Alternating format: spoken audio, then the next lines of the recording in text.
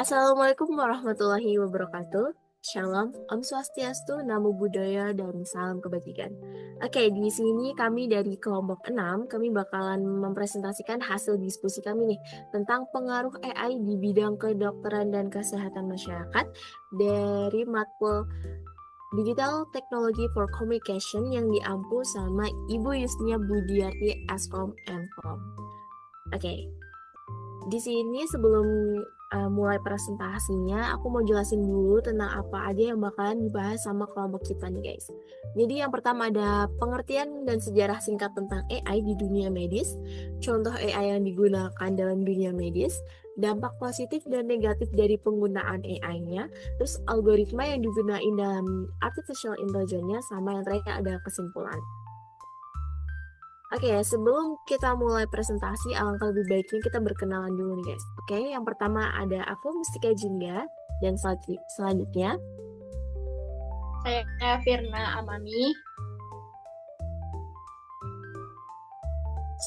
Saya Zahra Aulia. Dan saya Ahmad Hafiz Samri.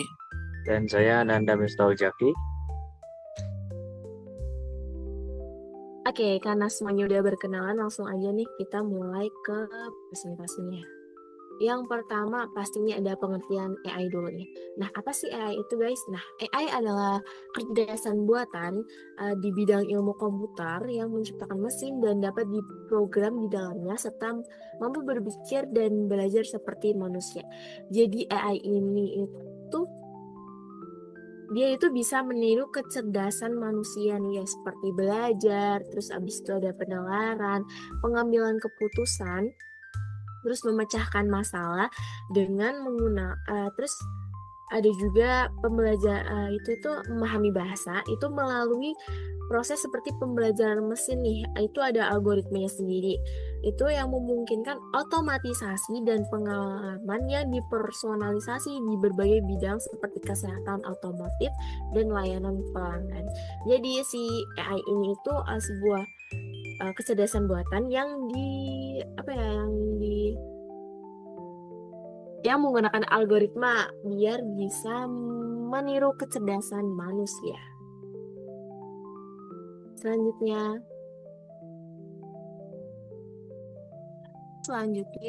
ada sejarah singkat AI di bidang kedokteran dan kesehatan. Oke, yang pertama ada di 1950-an, itu ide dan konsep AI muncul saat konferensi Dartmouth tahun 1956. Nah, jadi ide sama konsep AI ini pertama kali muncul itu saat konferensi Dartmouth itu. Terus yang kedua ada di 1960-an sampai 1970-an, itu ada penerapan awal AI. Meskipun masih sangat sederhana nih algoritmanya. Contohnya itu kayak mesin MyChain, yaitu mesin yang sistem yang membantu mendiagnosa infeksi bakteri dan merekomendasikan antibiotik. Jadi di tahun 1960 sampai 1970-an itu AI di dunia medis itu pertama kali diterapin walaupun masih sederhana. Terus di tahun 2000-an mulai ditingkatkan lagi nih tentang komputasi sama kemajuan algoritmanya, di-upgrade lagi di tahun 2000-an. Terus yang terakhir ada 2010 sampai sekarang nih, berarti 2010 sampai 2025 ini itu AI makin mampu menganalisis data dalam jumlah besar. Kayak misalnya rekam medis, data, gambar medis. Oke, sejarah singkat udah dibahas, sekarang kita langsung aja ke contohnya yang bakalan dibahas sama rekan saya. Oke, kita membahas AI yang digunakan di bidang ini. Yang pertama kita ambil contohnya yaitu ada chatbot Halodoc. Nah, chatbot Halodoc itu apa sih?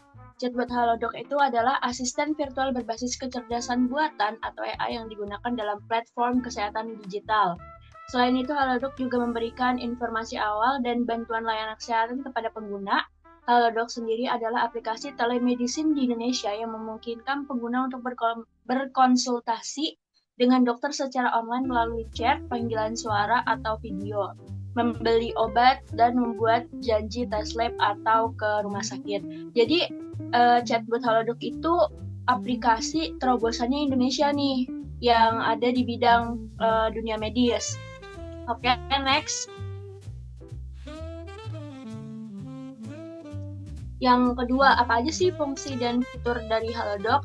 Yang pertama, fungsinya itu ada juga fitur dari penyaringan gejala awal. Pada masa pandemi COVID-19, chatbot AI digunakan untuk membantu mengevaluasi resiko paparan atau gejala COVID-19 yang dialami sama pengguna. Jadi awal-awal Halodoc atau aplikasi-aplikasi AI yang digunakan itu bermunculan pas saat pandemi. Nah, contohnya ada Halodoc ini. Yang kedua, sebagai asisten informasi atau AIDA. Halodoc telah memperkenalkan AIDA atau AI Dokter Asisten yang berfungsi sebagai pendamping bagi tenaga medis, membantu dalam analisis data dan memberikan rekomendasi, namun tidak menggantikan peran dokter secara profesional. Jadi AI di sini sebagai AIDA atau AI Dokter Asisten, dia membantu para calon-calon pasien atau orang-orang yang ingin berkonsultasi namun nggak punya waktu ataupun pas di saat-saat yang mepet kayak gitu.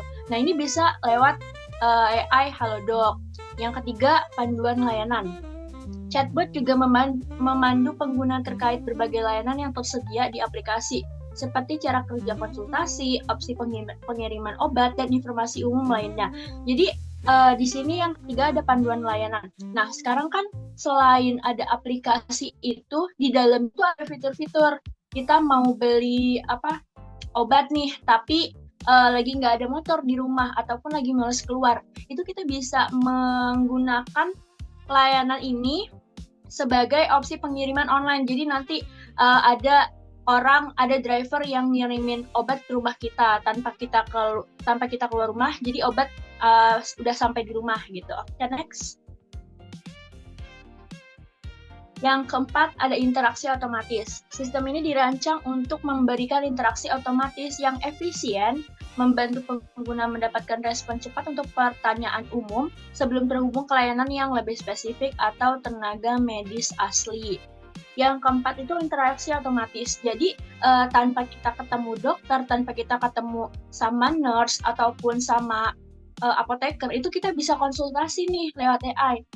Misalnya kita sakit apa, kita lagi ngerasain gejala apa, itu kita bisa tanya lewat AI. Kita bisa tanya lewat aplikasi dari chatbot Halodoc ini. Kita lagi ngerasa sakit apa, itu kita bisa tanya. Kita butuh obat apa, kita bisa tanya dan bisa tahu gimana sih dosis penggunaan obat tersebut lewat interaksi otomatis.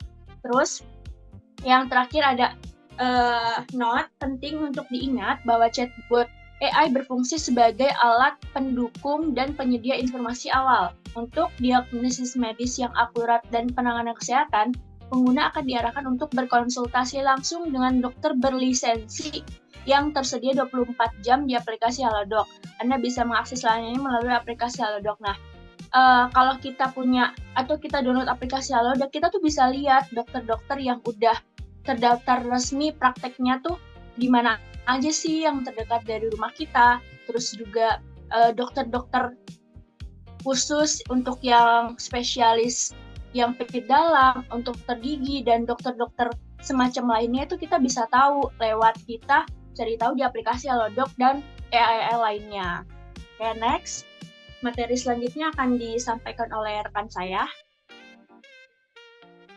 Oke, selanjutnya ada dampak positif dari chatbot itu apa ya sih? Pengguna teknologi chatbot termasuk di platform kesehatan seperti Halodoc memberikan dampak positif dalam hal aksesibilitas dan efisiensi layanan.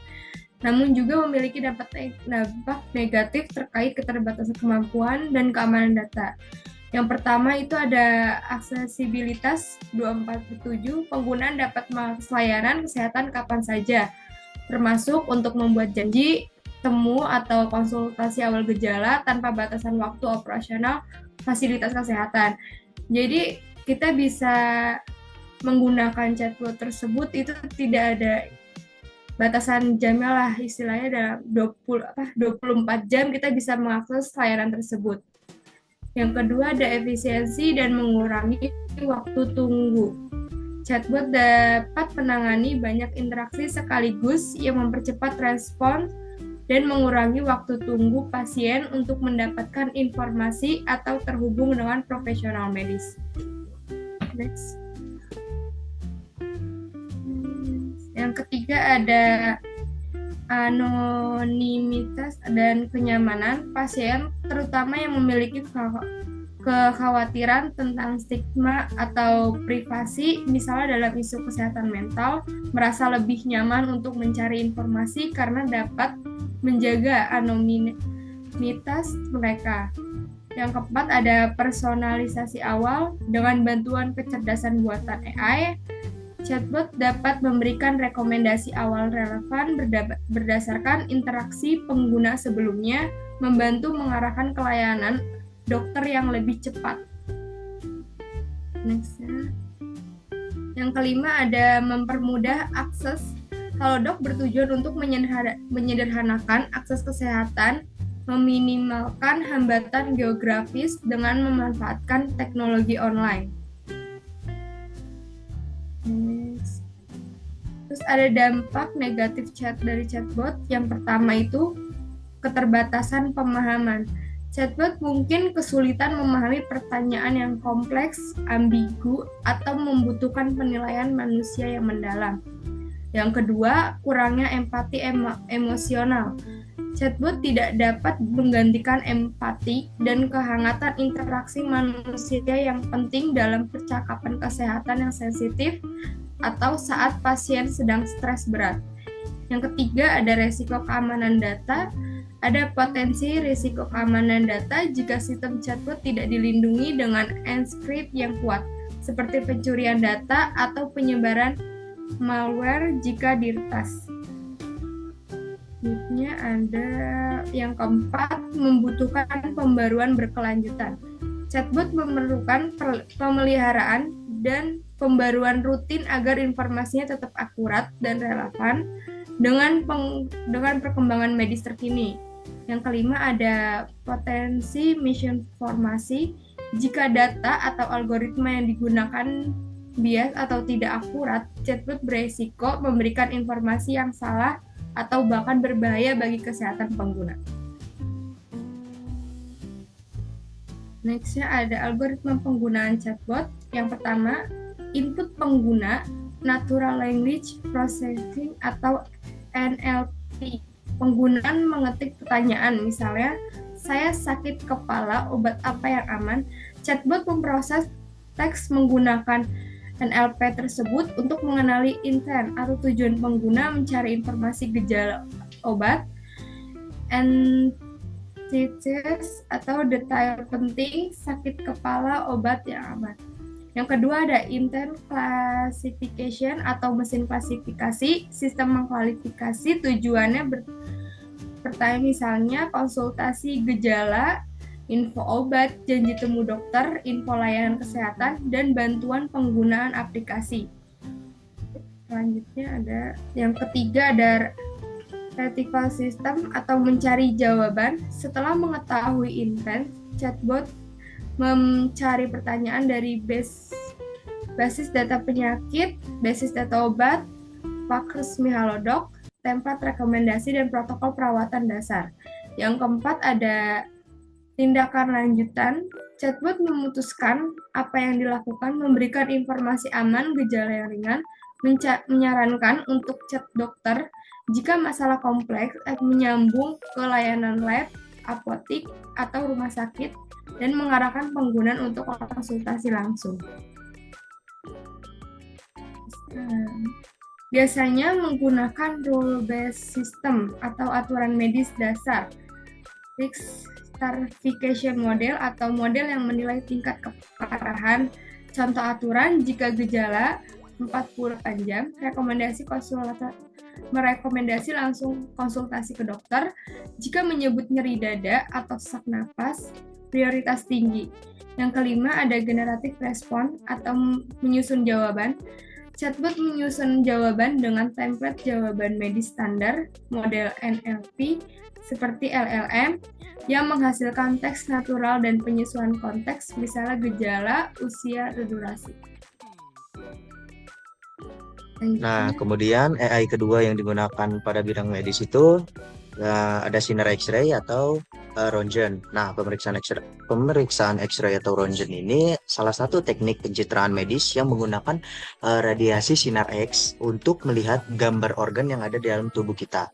Yang dimana prosedur ini merupakan bagian dari pemeriksaan penunjang untuk membantu dokter dalam menentukan diagnosis penyakit.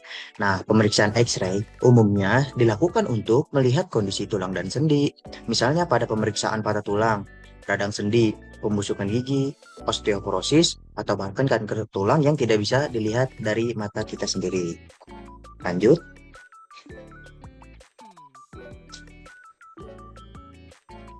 Nah, kemudian apa saja sih tujuan dan fungsi dari X-ray ini? Nah, yang pertama itu ada mendiagnosis kelainan tulang dan sendi, yang dimana X-ray ini sangat efektif dalam mendeteksi patah tulang, dislokasi, radang sendi, osteoporosis, dan kelainan tulang lainnya karena menggunakan sinar X-ray untuk melihat langsung ke dalam tubuh kita. Yang kedua ada memeriksa organ dada, yang dimana X-ray dada juga dapat digunakan untuk mendiagnosis pneumonia, infeksi paru-paru, TBC, kanker paru-paru, dan juga kelainan jantung yang lain. Yang ketiga, itu menilai kondisi pencernaan, yang dimana X-ray juga bisa dilakukan pada saluran pencernaan yang dapat membantu mendeteksi penyakit seperti penyumbatan usus, tukak lambung, kanker perut, dan kelainan pencernaan lainnya. Nah, kemudian yang keempat itu memeriksa gigi. Yang mana sih X-ray ini juga bisa digunakan untuk memeriksa gigi kita, yaitu seperti untuk mendeteksi gigi yang berlubang, abses yang gigi, dan bahkan kelainan gigi lainnya. Nah, yang kelima itu membantu prosedur medis, yang dimana X-ray ini dapat digunakan untuk memandu prosedur medis tertentu seperti biopsi, pemasangan stent, dan operasi. Nah, ini tuh sangat berguna, yang dimana seperti contohnya pemasangan stent yang memasukkan jarum-jarum logam kecil itu kan pasti susah ya, maksudnya susah kalau dipakai mata kepala kita sendiri, yang dimana menggunakan X-ray ini dapat membantu. Nah, yang keenam itu menilai perkembangan penyakit. Nah, X-ray ini dapat digunakan untuk memantau perkembangan penyakit tertentu, contoh seperti kanker dan infeksi, yang dimana kan kita nggak bisa ngelihat ya itu perkembangannya udah seperti apa. Nah, dengan X-ray ini ya kita bisa lihat ke dalam tubuh kita. Oh, ternyata perkembangannya sudah begini. Jadi ya. Lanjut untuk rekan saya.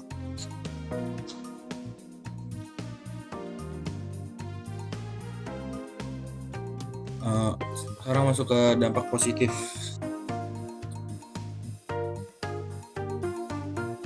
Ya, dampak positif sinar X-ray. Sinar X memiliki dampak positif utama dalam medis atau diagnosis penyakit tulang, kanker, infeksi, dan pemantauan pengobatan.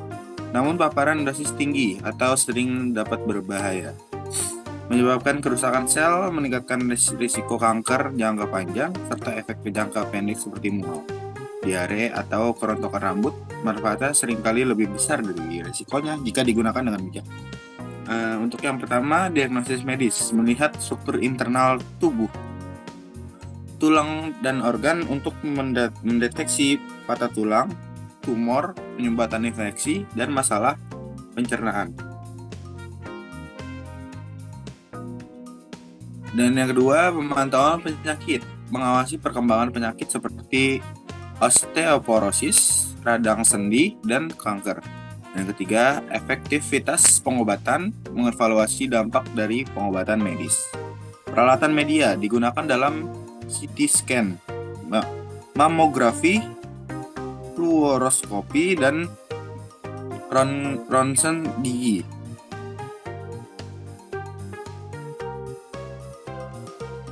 Kita masuk ke dampak negatif. Yang pertama, kerusakan sel. Radiasi dapat merusakkan DNA dan sel tubuh, meningkatkan risiko mutasi genetik dan kanker di kemudian hari, meskipun risikonya minimal pada dosis rendah. Yang kedua, efek jangka pendek dosis tinggi. Mual, muntah, diare, perubahan warna kulit, jumlah sel darah rendah, pingsan, dan kerontokan rambut. Dan yang ketiga, efek jangka panjang, mulut kering, kesulitan menelan, katarak, kerusakan kulit, anemia aplastik, infertilitas, dan kerusakan kelenjar tiroid. Dan yang keempat, risiko pada janin. Pada wanita hamil dapat meningkatkan risiko kanker, tumor saraf, dan leukemia pada janin. Next.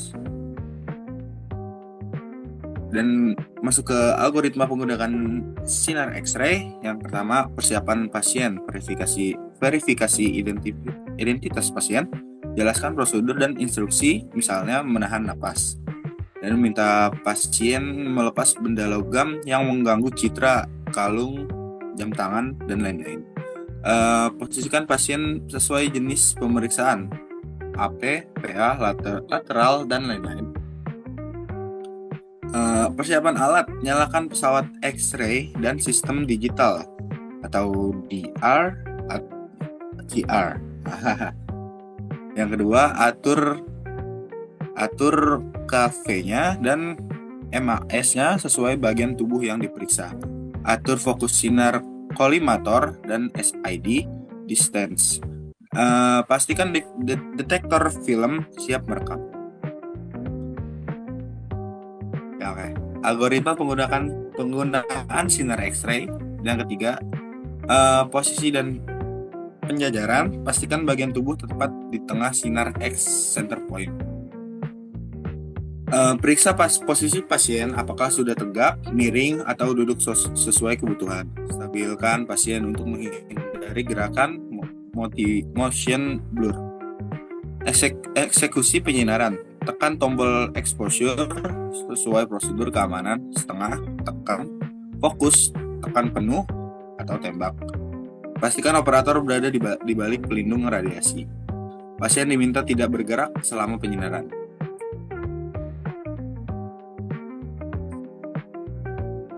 Oke.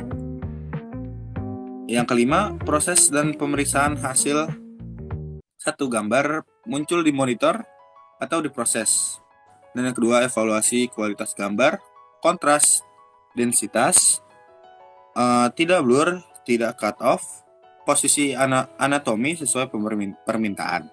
Jika hasil tidak baik, lakukan pemotretan ulang sesuai prosedur. Next. Dokumentasi, simpan gambar ke sistem PACS atau RIS, tambahkan data pasien, keterangan posisi, beri tanda jika ada kejadian khusus. Yang ketujuh, penyerahan hasil, radiolog membaca dan membuat laporan. 2 hasil foto atau foto laporan diserahkan ke dokter atau pasien. Next. Kesimpulan akan dibacakan oleh rekan saya.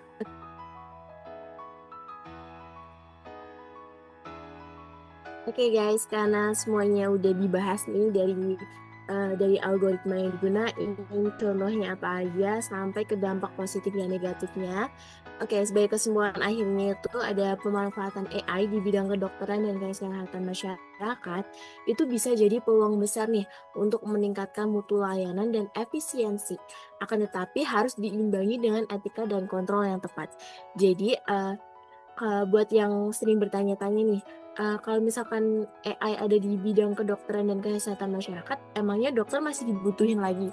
Tentu masih dibutuhin guys. Karena apa? Karena penggunaan AI ini untuk membantu dokter dalam memeriksa pasien, bukan untuk menggantikan dokter.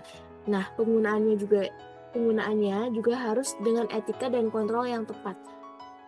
AI itu membantu meningkatkan kualitas layanan kesehatan melalui diagnosis yang lebih cepat dan akses layanan yang lebih mudah.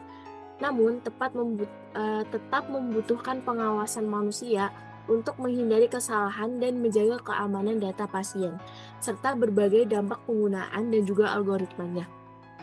So guys, jadi di sini tuh si AI ini itu masih tetap harus diawasin sama yang namanya manusia. Soalnya bisa aja kan dengan data-data yang terbiasa dikasihkan, mungkin data yang kayak penyakitnya itu parah, itu akan bisa jadi bias informasi nih buat si AI-nya mengambil keputusan. Jadi masih harus benar-benar diawasin secara ketat sama manusia biar nggak ada kesalahan dalam memeriksa atau mendiagnosis pasien. Sehingga teknologi AI ini dapat terus berkembang dan memberikan manfaat yang maksimal bagi masyarakat, serta kita sebagai manusia itu harus bisa hidup berdampingan dengan teknologi. Jangan sampai kita itu kalah sama teknologi, guys. Oke, terima kasih buat presentasi hari ini. Mohon maaf bila ada kesalahan kata atau kekurangan dari presentasi kami mohon maaf. Wassalamualaikum warahmatullahi wabarakatuh.